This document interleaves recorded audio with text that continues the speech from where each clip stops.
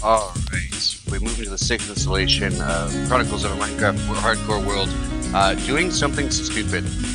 I decided for my build I wanted something unique, and by unique I meant resin on top of some deep slate. So I had to find some creaking.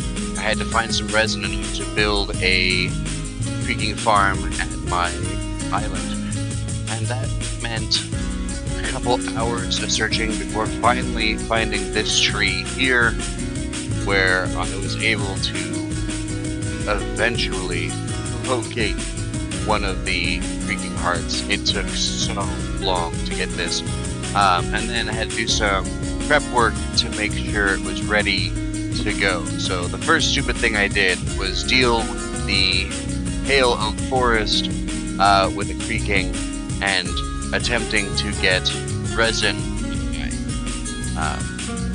And again, this is only the first of the stupid things I did, considering I have 2 pieces of iron armor, 1 of gold, and some leather shoes. Like, I have done no preparation for anything like this. So, here's a little setup, bunch of little planks, wait for night to spawn somewhere. We got a dirt path, searching around just in case.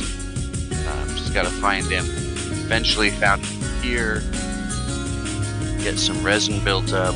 I do lock him in place just in case I didn't get resin. I actually did. I got enough on the first try, so this was kind of pointless.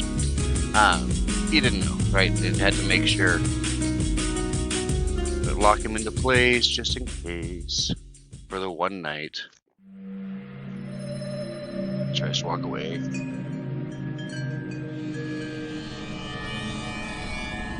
Either way, stupid thing number 1, getting enough resin to build my own creaking heart back at my base to build a creaking farm, which I did ultimately get.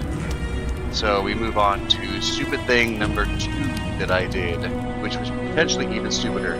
I have this little mine shaft underneath my island that I worked on a while ago. And down this mine shaft, I am 90% positive there is a ancient city underneath that one mountain. So I dug my way there just in case. And because this is titled Doing Something Stupid, in addition to finding some diamonds and whatnot, surprise, surprise. By the way, I switched over to the Prisma texture pack, so things look a little different. Once we get to the mountain, which does take a bit of digging, especially because I get sidetracked, we do, of course, find exactly what we thought was there.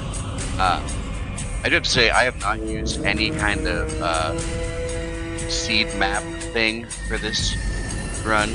This is entirely just luck-based, seeing whether or not things are out here, because I totally anticipate death very quickly. Unload all my stuff.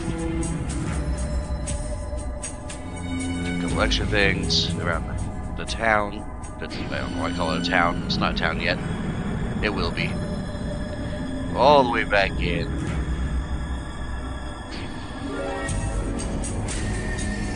Dig a last little bit, and lo and behold, right at the edge of the mountain, everything turns blue,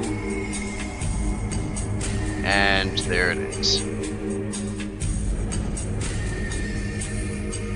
So, I have freshly returned home. Like, this is the same recording from the Pale Oak Garden, and then I immediately start digging to see me up there when I'm crouched. I've got a helmet of iron, breastplate of iron, gold greaves, and leather shoes, and that's it. Like, I've got nothing. Should a warden appear, I'm screwed. This was absolutely the stupidest idea ever, but look how pretty. Like staring into a night sky. Anyway, got a couple chests. Got lucky, very first chest. The Swift Sneak is kind of the whole point of coming in here. There's Swift Sneak 3, very first chest. I tend to put a torch behind any chest that I open when I'm in ancient cities. That way I know which ones I've been to, because it is so hard to tell sometimes. I actually don't know if I got enough record pieces for that really creepy record. Not that I have a record player anyway.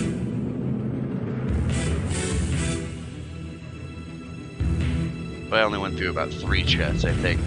One more than I'm searching for. Just because it's actually a lot harder to see what's going on with this Prisma texture pack. I don't know why, but this starry element just makes this underground ancient city so difficult to see. But either way, someday what I'd like to do is actually dig this whole thing out so I can see it with sunlight, which I know is a process that would be ungodly huge, but it's right on the edge of the mountain, so it's not like it's the top of the mountain. Either way, it's the last chest I go through, and then I run back home, because I don't want to actually die in a hardcore world.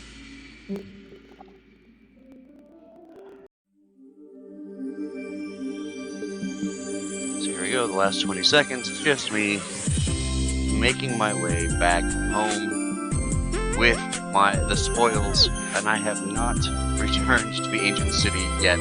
I'm gonna have to at some point, but there we go, I made it home. And those are the 2 stupid things I did, and so far survived. I'm sure I have more stupid things that I'll do later, but that's number 6.